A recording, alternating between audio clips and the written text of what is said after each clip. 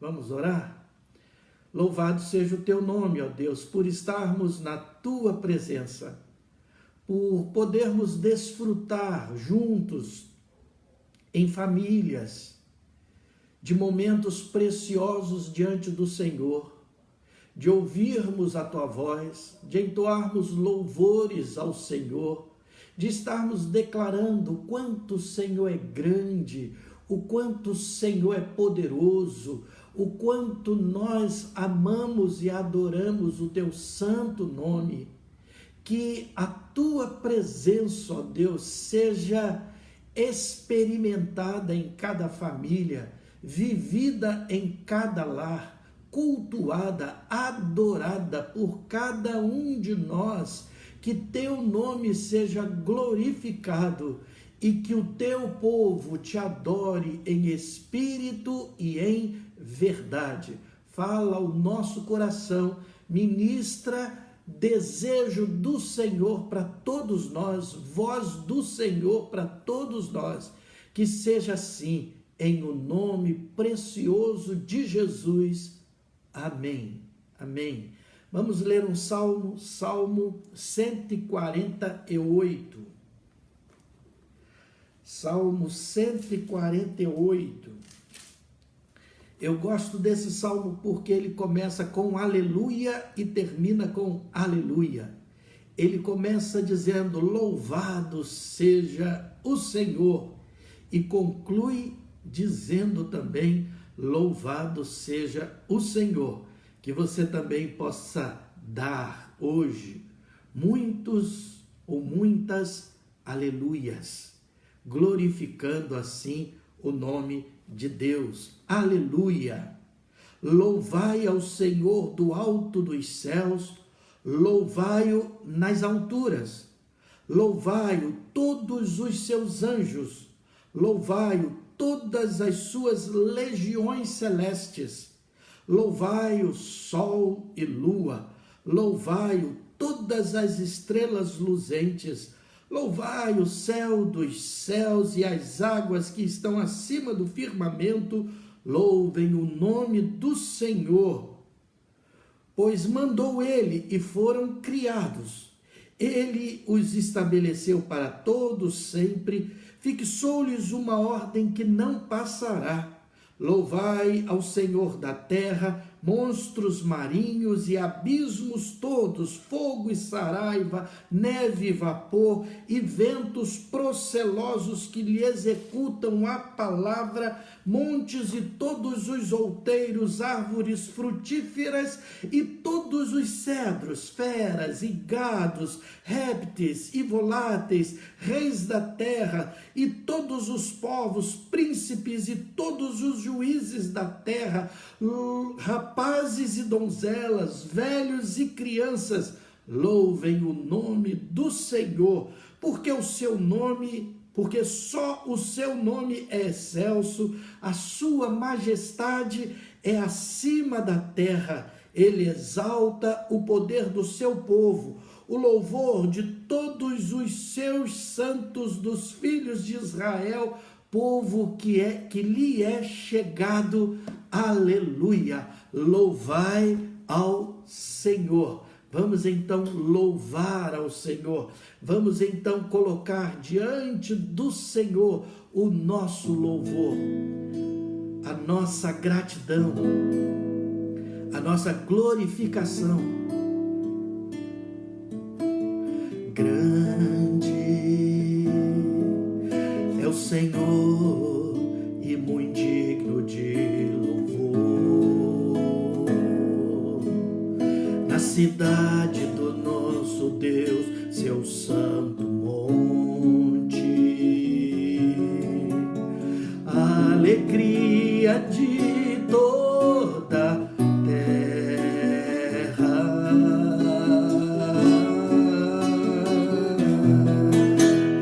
Grande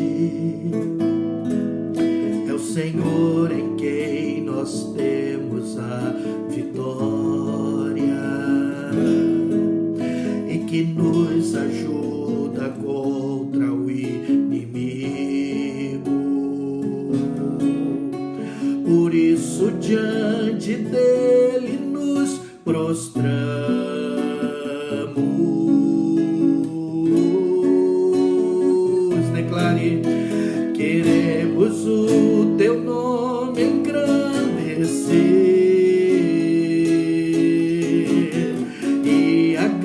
agradecer-te por tua obra em nossas vidas. Confiamos em teu infinito amor, pois só tu és o Deus eterno sobre toda a terra e céu.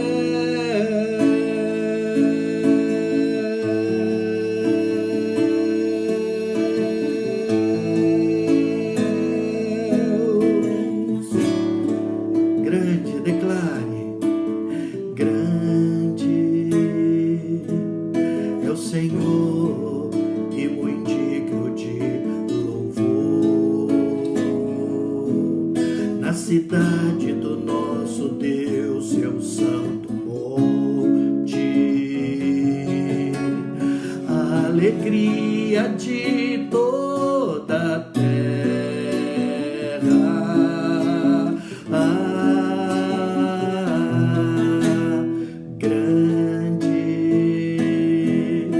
Senhor, em quem nós temos a vitória, que nos ajuda contra o inimigo. Por isso, diante dele nos prostramos.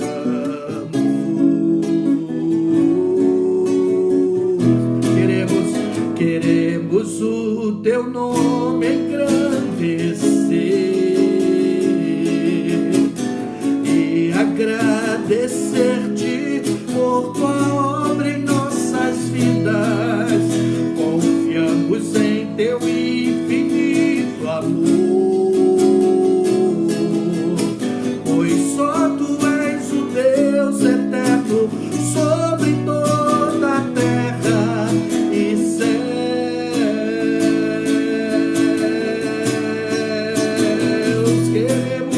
Queremos o teu nome engrandecer e agradecer-te por tua obra em nossas vidas. Confiamos em teu infinito amor, pois só tu és o Deus eterno sobre toda a terra e céu.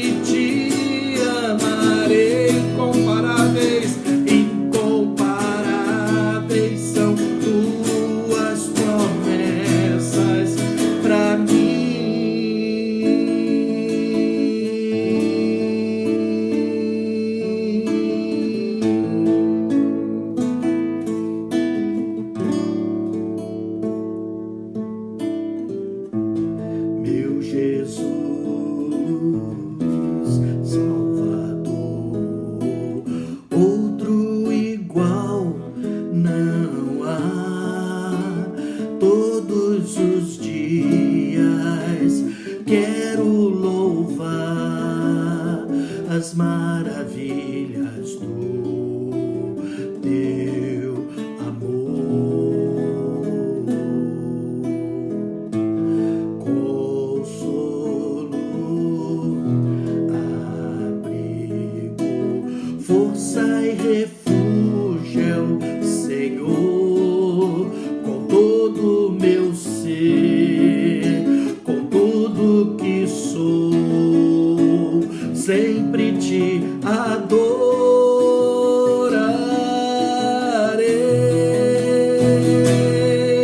Aclame ao Senhor toda a terra e cantemos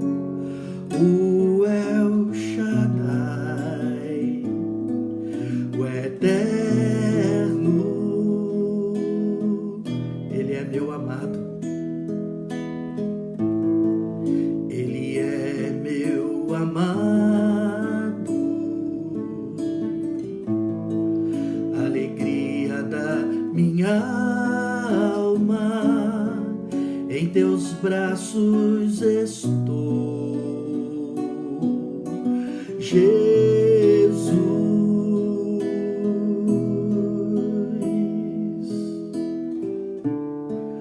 Anseio por ti, tenho sede de ti, vem com o teu poder sobre mim.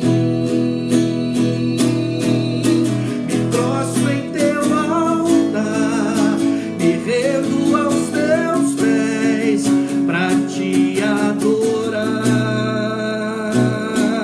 Meu Deus, levanto minhas mãos e em exaltação glórias sejam dadas a ti, Senhor. Me prostro em teu altar, me rendo aos teus pés, pra te adorar.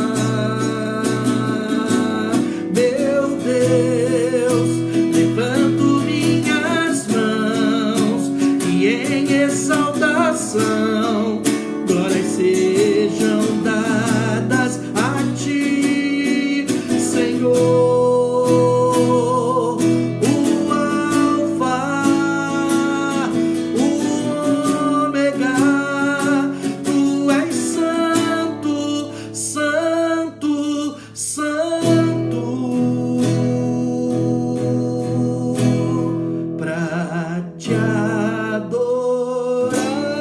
ó Rei dos Reis, foi que eu nasci, ó Rei Jesus. Meu prazer é te louvar, meu prazer é estar nos átrios do Senhor. Meu prazer é viver na casa de Deus, onde flui o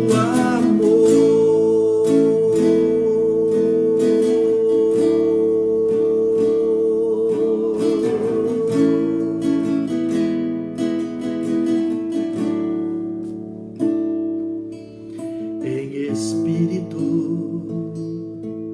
e em verdade te adoramos, te adoramos. Em espírito e em verdade te adoramos, te adoramos. Rei dos reis e Senhor, te entregamos nosso viver. Rei dos reis e Senhor, te entregamos nosso viver, pra te adorar, ó Rei dos reis. Foi que eu nasci, ó Rei Jesus. Meu prazer é te louvar, meu prazer é estar nos átrios do Senhor. Meu prazer é viver na casa de Deus, onde flui o amor pra te adorar, ó Rei Jesus, ministrando louvor pra te adorar, ó Rei Jesus, ministrando louvor.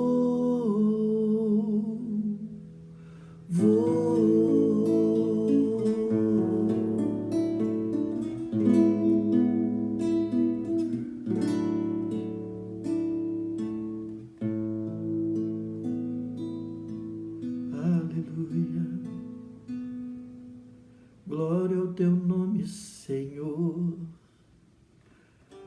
porque te adoramos, te bendizemos. O louvor liberta,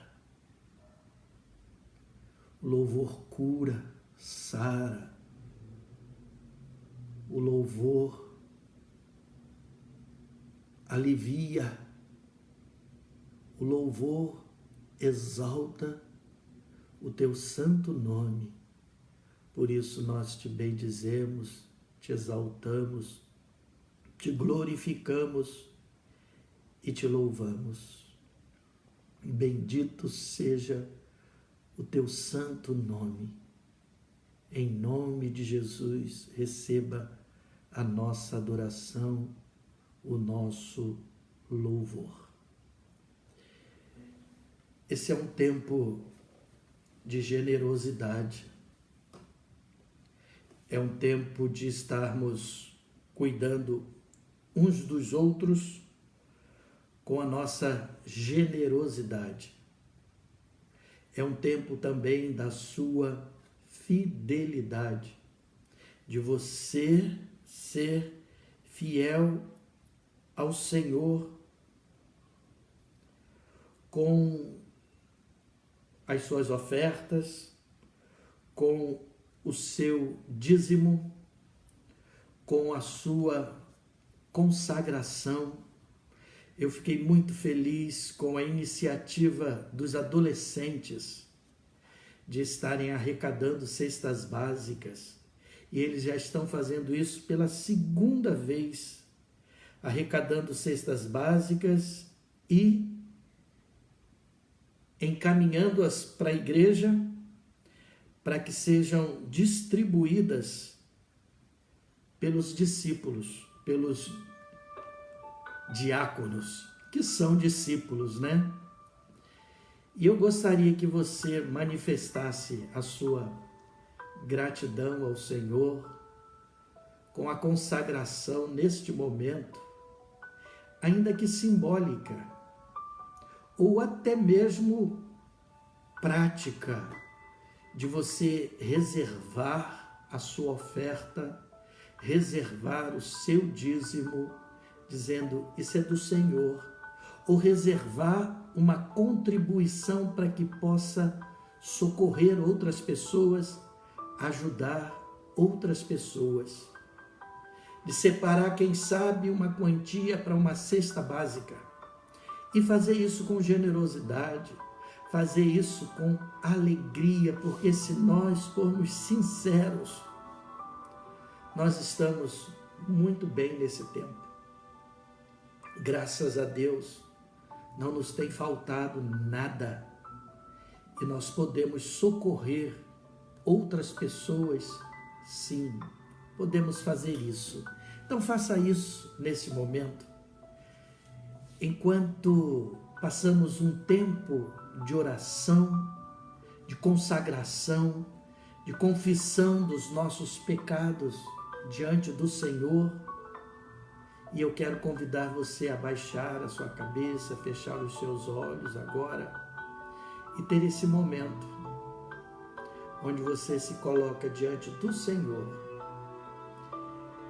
Às vezes, enquanto a gente, e aí é quando a gente assiste e não quando a gente participa adorando, a gente está se envolvendo com outras coisas. Mas eu gostaria muito que você, nesse momento, não se envolvesse com nada, apenas com adoração ao Senhor, colocando a sua vida diante do Senhor nesse momento. Faça isso em nome de Jesus.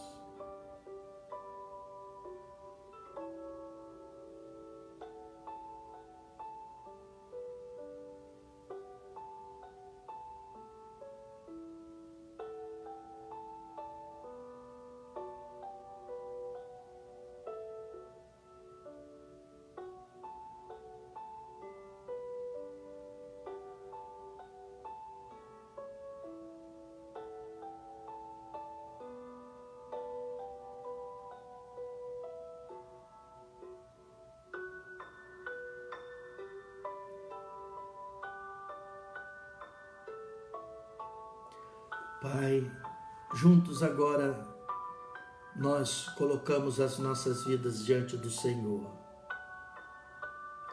Clamamos por misericórdia por causa dos nossos pecados e os confessamos diante do Senhor e pedimos que o sangue de Jesus, que nos purifica de todo pecado, possa estar tirando toda a iniquidade dos nossos pensamentos, dos nossos corações, das nossas ações, que possamos viver de maneira que agrada ao Senhor no nosso dia a dia. Obrigado porque o Senhor tem suprido todas as nossas necessidades, tem nos dado pão de cada dia e feito isso com abundância. Obrigado, Pai. Mas também pedimos que o Senhor nos use para que estejamos, de alguma forma, abençoando aqueles que têm passado por necessidades. Que o Senhor, ó Deus, esteja com eles, que o Senhor seja socorro bem presente sobre a vida deles. Ó Deus, clamamos também por este momento que temos passado, que ainda estamos passando, mas que cremos que vai passar em nome de Jesus, em nome de Jesus. Que o Senhor visite os enfermos, todos, não somente aqueles que estão com o coronavírus, com a Covid-19, mas há muitos outros também sofrendo nesses dias. Sê gracioso, misericordioso sobre essas vidas. Pedimos, ó Deus, que o Senhor os alcance e os abençoe. Outro dia, ó Pai, eu clamei pelos coveiros. Geralmente olhamos para eles e sequer os consideramos. Mas muitos deles, ó Pai, estão nesse tempo colocando as suas vidas porque precisam trabalhar e ficam preocupados com o retorno para os seus lares, com a esposa, com os filhos que lhes esperam. Que o Senhor os guarde, que o Senhor guarde aqueles que trabalham nos hospitais, o faxineiro, a enfermeira, o enfermeiro, o técnico de enfermagem, o médico, o anestesista. Guarda todos eles, ó Pai, que eles sejam usados pelo Senhor nesse tempo. E obrigado porque o Senhor já tem feito isto. Agora pedimos que o Senhor fale aos nossos corações através da Tua preciosa palavra. Fala, Senhor, conosco, em o nome de Jesus. Amém. Amém. Hebreus 11, a partir do versículo 32.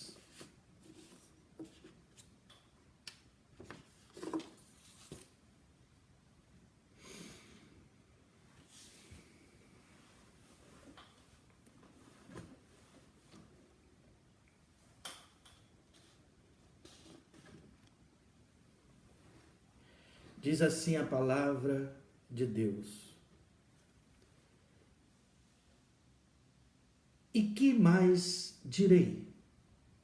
Certamente me faltará tempo necessário para referir o que há a respeito de Gideão, de Baraque, de Sansão, de Jefté, de Davi, de Samuel e dos profetas, os quais, por meio da fé, subjugaram reinos, praticaram a justiça, obtiveram promessas, fecharam a boca de leões, extinguiram a violência do fogo, escaparam ao fio da espada, da fraqueza tiraram força, fizeram-se poderosos em guerra, puseram em fuga exércitos de estrangeiros.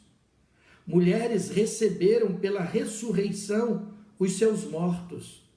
Alguns foram torturados, não aceitando seu resgate, para obterem superior ressurreição. Outros, por sua vez, passaram pela prova de escárnios e açoites, sim, até de algemas e prisões.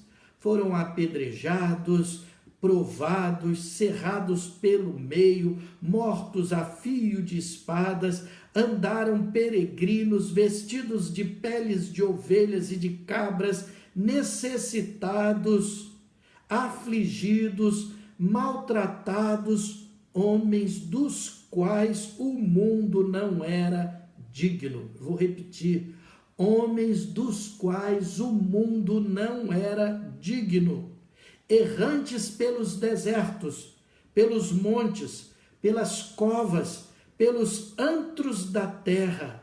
Ora, todos estes que obtiveram bom testemunho por sua fé, não obtiveram, contudo, a concretização da promessa, por haver Deus provido coisa superior a nosso respeito para eles, para que eles, sem nós, não fossem aperfeiçoados.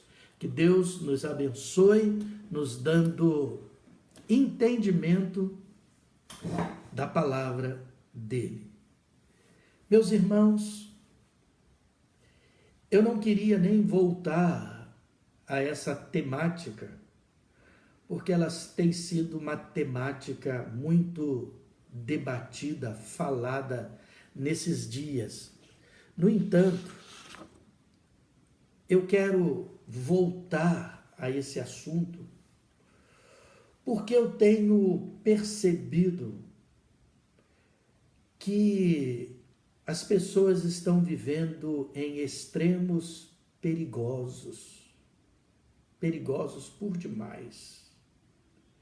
Nós vivemos dias de dores, dias de sofrimentos. Nós sabemos que viver implica em sofrer. Balzac, um escritor francês, fundador do realismo, ele disse que aqueles que muito sofreram, viveram muito. E com isso ele está dizendo que viver implica em ter experiências com a dor, enfrentar a dor. Só que quando nós falamos da dor, nós temos sempre que nos lembrar que estamos entrando numa área sagrada, num campo sagrado. Estamos tratando de um assunto muito sério, muito profundo, e que não pode, em hipótese alguma, ser banalizado. Eu não posso, em momento algum, para aquele que sofre e me pergunta sobre a dor, simplesmente responder para ele: e daí? O que eu posso fazer? Todo mundo sofre. Eu sou pastor, mas não sou milagreiro. Eu sou pastor, mas não posso resolver o seu problema.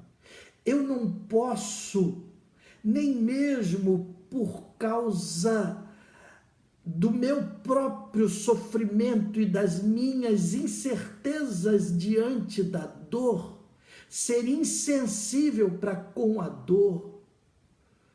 Pedro, quando estava chegando ao templo e tinha aquele aleijado, que estava já habituado com sofrimento, ele pediu a eles esmola. Pedro disse: olha para nós, eu não tenho ouro e nem tenho prata, mas o que eu tenho eu te dou. Eu tenho que ter alguma resposta, e a minha resposta pode ser: eu não sei o que fazer, mas eu tenho um abraço para dar para você. Eu tenho as minhas lágrimas que podem ser derramadas com você. Eu tenho a minha solidariedade para com a sua dor. Eu não posso olhar para aquele que sofre e dizer: ele sofre porque ele não tem fé.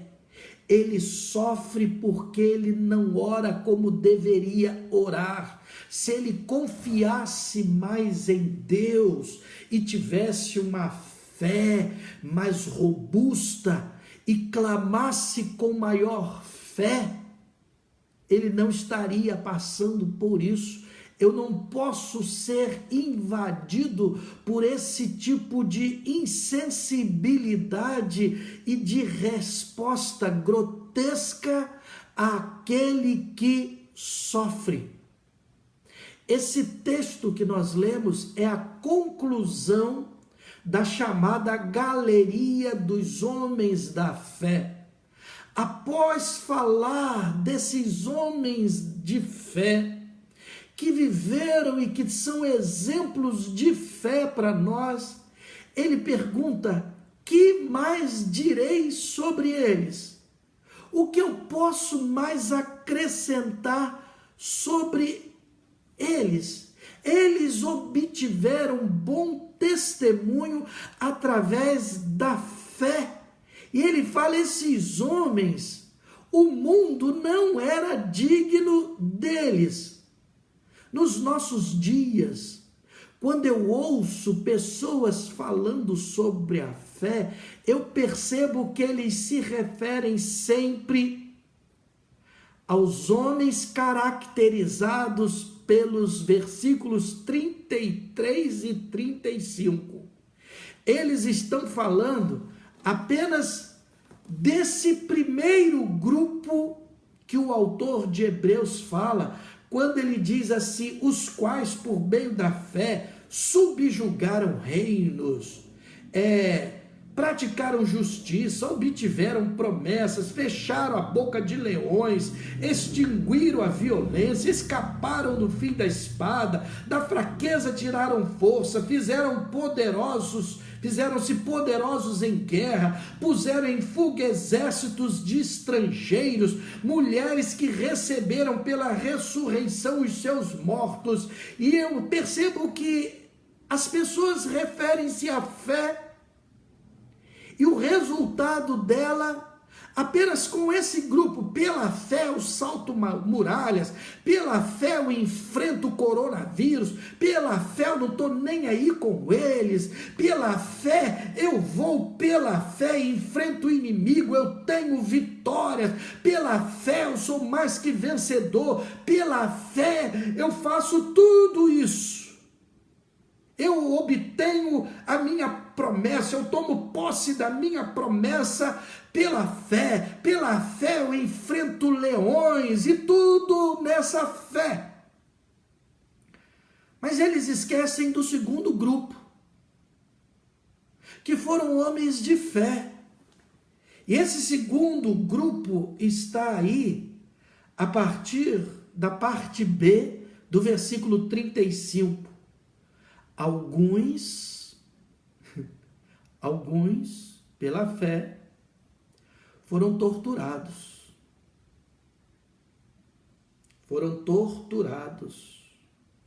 Não aceitando resgate.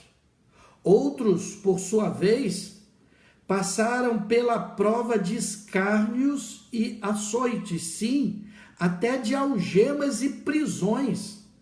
Foram apedrejados, provados, cerrados pelo meio, mortos a fio de espada, andaram peregrinos, vestidos de peles de ovelhas e de cabras. Observe essa palavra: necessitados. gente de fé passa por necessidades, necessitados, afligidos, maltratados. E aí ele abre um parêntese para que você tenha certeza de que ele está falando de gente de fé, porque ele vai continuar. Ele diz assim: esses homens, o mundo não era digno deles. Não era. Eles foram errantes pelos desertos, pelos montes, pelas covas, pelos antros da terra. E eu pergunto, de que grupo você faz parte? Do primeiro grupo dos intrépidos pela fé? E diz assim, está amarrado esse segundo grupo aí. Eu não pertenço e jamais vou pertencer. Isso aí descreve um grupo de gente derrotada. Quando o autor fala desses homens, ele diz que esses homens que sofreram não eram dignos, esse mundo não era digno deles. E no versículo 39 ele diz assim: ora, todos estes são todos estes que ele já havia se referido, que ele já havia falado e continuaria falando.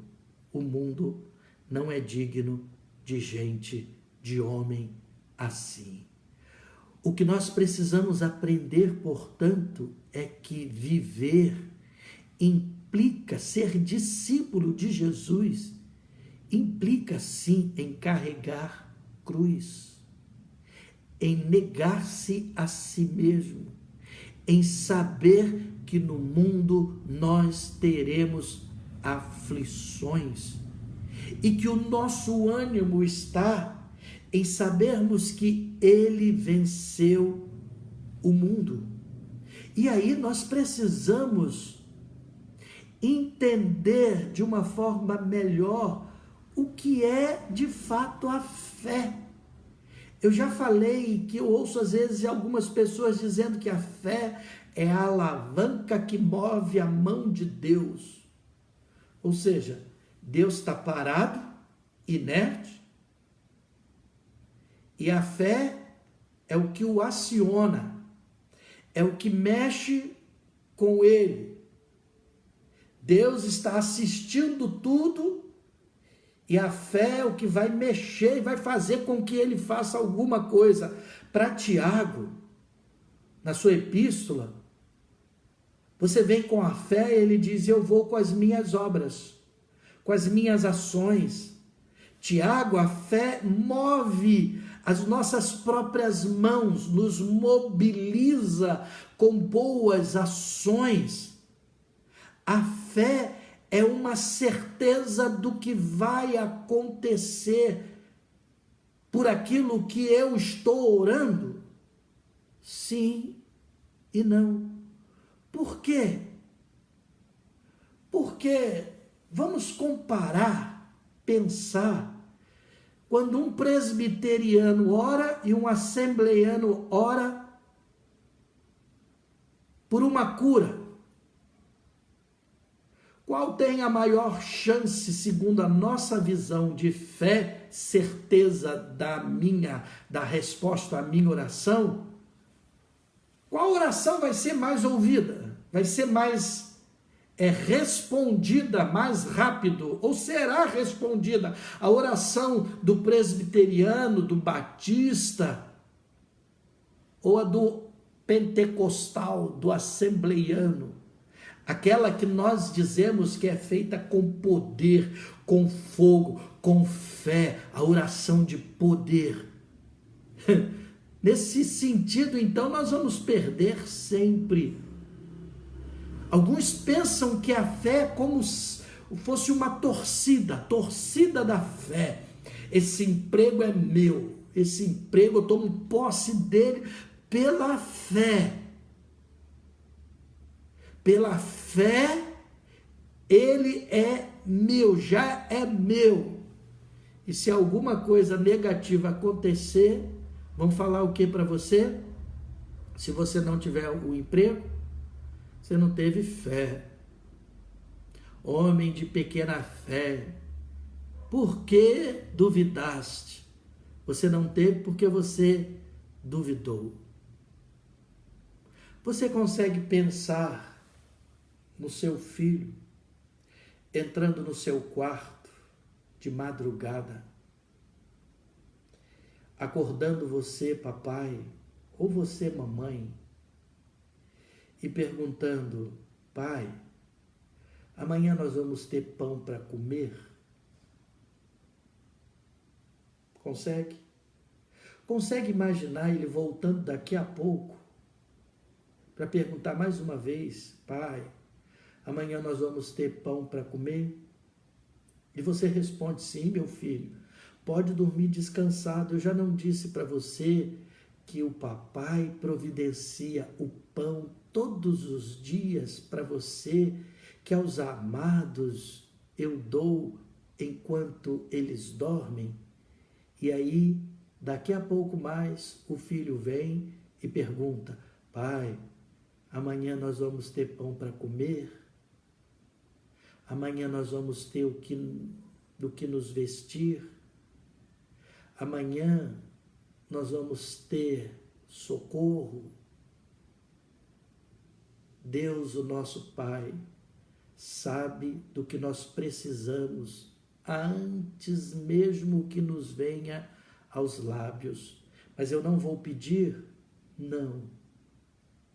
Peça discernimento ao Espírito Santo para que conduza você a pedir mais do Espírito. Foi isso que Jesus disse, que os pais sabem dar boas dádivas aos seus filhos, quanto mais o Pai Celeste dará o Espírito Santo àqueles que lhe pedirem. Peça. Nós não sabemos o que nós devemos fazer, o que é melhor para nós. Nós sequer sabemos de fato, irmãos, o que nós queremos.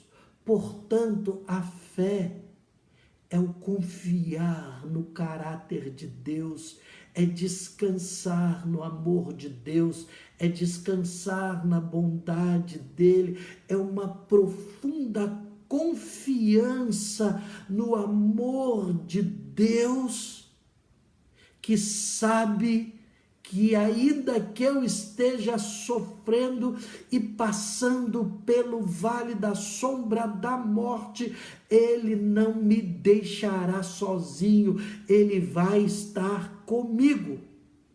E esse texto nos ensina pelo menos 2 princípios para nós estarmos concluindo. Versículos 39 e 40 dizem assim: ora, todos estes obtiveram bom testemunho por sua fé. Não obtiveram, contudo, a concretização da promessa, por haver Deus provido coisa superior a nosso respeito, para que eles, sem nós, não fossem aperfeiçoados. Deus tinha, portanto, coisa superior a nosso respeito, para que eles, sem nós, não fossem aperfeiçoados. Então, o que Deus tinha a nosso respeito, que é superior em relação à fé? O quê? Eles esperavam a concretização da promessa, e a concretização da promessa era a vinda do Messias. Quando Jesus veio com ele um tempo completamente novo sobre a terra, com novas possibilidades. Com Jesus veio o Evangelho, Ele é o Evangelho, e o Evangelho é que nós hoje somos transformados dia após dia, de glória em glória, nos conformando mais e mais à imagem do seu Filho, à imagem do Filho de Deus. E ele foi varão de dores, soube o que era padecer e não fugiu do sofrimento, encarou a morte e na cruz ainda salvou o ladrão que estava ao lado dele, nos ensinando perdão na cruz, na dor, no sofrimento. Nós nos aperfeiçoamos no sofrimento de glória em glória, quando vamos sabendo que há coisas maiores nos esperando, e que ainda que este tabernáculo possa ser corrompido, há glória para nós. E segundo, eles também esperavam a ressurreição. Eu quero repetir a parte B do versículo 35, que diz assim: alguns foram torturados, não aceitando seu resgate, para obterem superior ressurreição. Para obterem superior ressurreição. A fé não é a certeza de que eu ficarei curado. A fé não é a certeza de que eu não morrerei. A fé é a esperança de que, ainda que eu morra, eu ressuscitarei. É a esperança na ressurreição. A ressurreição, portanto, é coisa superior que está em nós. É a nossa esperança para essa vida de sofrimento, porque se a nossa vida se limitasse apenas a essas dores e aos enfrentamentos delas aqui, nós seríamos então budista, porque foi Buda quem disse que viver é sofrer. E a única maneira da gente viver nesse mundo é a gente ir tornando a nossa existência cada vez mais impessoal, através da dor, através do sofrimento. E a dor então se tornaria uma virtude. Não é simplesmente, não é isso. É você ter o conhecimento de que Ele está com você todo o tempo. Gente que vive essa fé, gente que encara com fé as ameaças da existência dolorosa, gente que encara com fé as ameaças da morte, gente que olha para a morte e diz: onde está, ó morte, a tua vitória? Onde? Gente que vive assim, o mundo não é digno de gente assim. E talvez seja o motivo de tantos homens aí da fé escritos, principalmente nesse segundo grupo, não terem vivido tantos anos, terem sido colhidos antes, porque o mundo não era digno deles. Talvez a razão de Estevão ter ido e ter sido o primeiro mártir não tenha sido por ter sido perseguido, simplesmente apedrejado, mas por ter sido um homem que ousou olhar para os céus e ver os céus se abrindo e ver Jesus de pé, e ter declarado isso antes de estar sendo apedrejado. Eu vejo os céus abertos. Gente que consegue contemplar uma outra dimensão, um outro mundo, porque se sabe não digna desse mundo. Que você encare toda a dor desses dias com fé, com garra, e que Deus inclua você no livro da vida, na galeria dos grandes homens, mulheres de fé. Seu nome já está lá, mas que esteja com galardão, porque você encarou tudo com fé, não desistindo da caminhada, mas com fé. Eu quero cantar um louvor. Esse louvor é da autoria de Marcos Witt, um cantor espanhol, de uma sensibilidade muito apurada. Eu ousei fazer uma versão desse louvor e eu gostaria que você cantasse também, porque já cantamos ele na igreja, temos cantado aqui nas nossas lives de oração, e a letra dele fala sobre e quando tudo termina, e quando a música não está mais presente, acaba. E quando você não entende o que está acontecendo, e aí? E quando você percebe que essa fé descrita aqui está faltando, quando a tormenta cresce, o que a gente faz? O que a gente faz?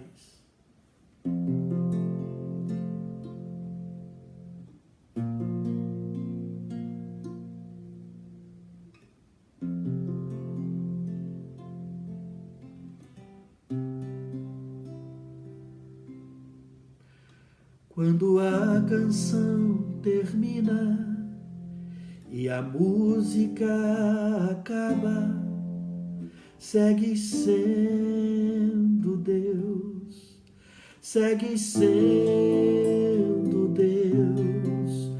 Quando eu não entendo o mundo e a fé me está faltando, segue sendo Deus, segue sendo Deus. Te louvarei porque és Deus, e como tu não há outro Deus. Segue sendo Deus, sigas sendo Deus, e para sempre o serás. Segue sendo Deus, sigas sendo Deus, e para sempre o serás, o serás.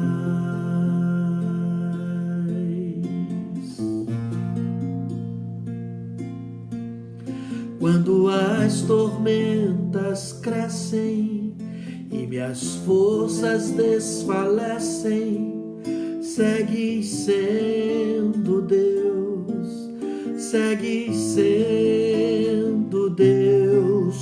Quando o mar se embravece e meu coração decresce, segue sendo Deus, segue sendo Deus.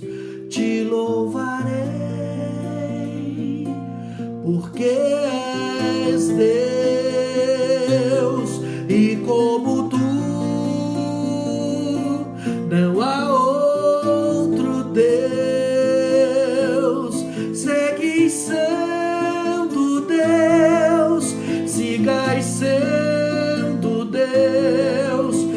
para sempre o serás. Segue sendo Deus, sigas sendo Deus, e para sempre o serás, o serás. Para sempre tu és Deus, nosso Deus.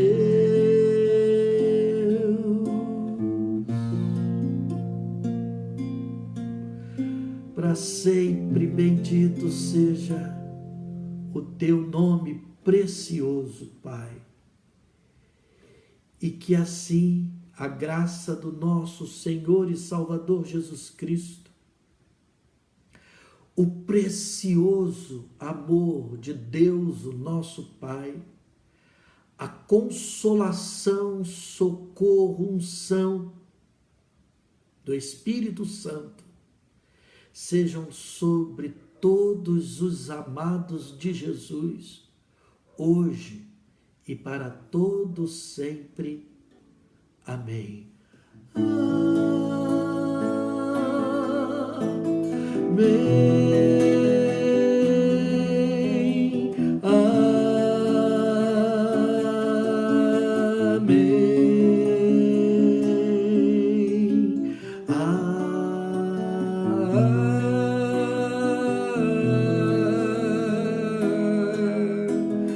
Amém.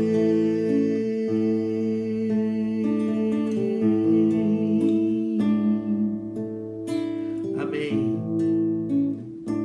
Que Deus conceda a você uma semana abençoada em nome de Jesus.